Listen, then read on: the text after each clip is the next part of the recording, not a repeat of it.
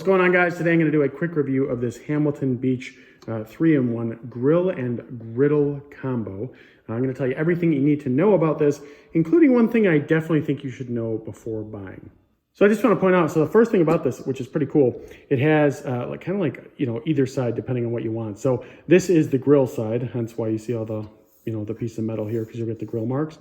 This is the grill side. If you turn it over by pulling on these tabs here and swapping out the plate, you can get on the griddle side. So I'll show you that here real quick. So now you can see I did a swap on this side here, and now we have a griddle over here and we still have the grill here. In addition to that, right here, and I like how they have this feature here, this is actually where the drip pan is. So there is a drip pan for all the grease and everything for whatever you're cooking on here.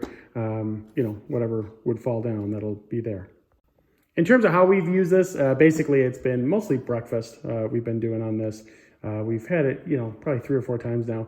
Really, really good. One thing I'm excited about, this griddle is still pretty new. I actually think we've been using the other side of this one. But one thing I'm excited about is I know with griddles usually that over time it kind of like bakes in flavor. We've been doing a lot of bacon on there and everything. So I'm excited that one day that the griddle will kind of have a flavor to it for eggs and things like that. So it'll take some time, but we're excited about that. In terms of the temperature, so pretty easy. Basically, you have to plug it in first. And once it is plugged in, then you can basically select whatever temperature that you need. It goes all the way up to 425 and then down to 200 or below minimum to kind of keep things warm.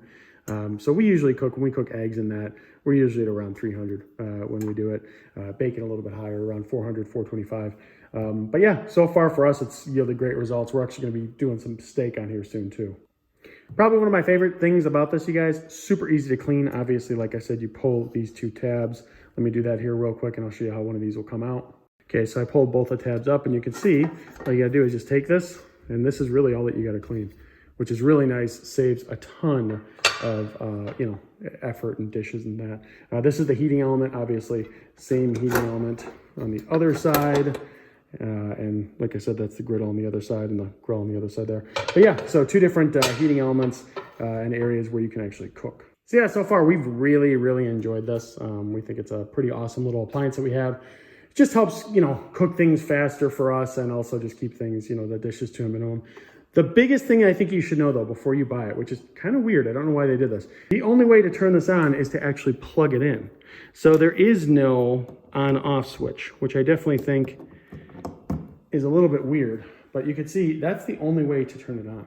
But that's probably, in my opinion, the one fault of this is that it just doesn't have an on-off switch. Kind of weird. But if you can get through that, I mean, it's really not that big of a deal. It's definitely a good cooking service. So definitely do recommend if you're considering it.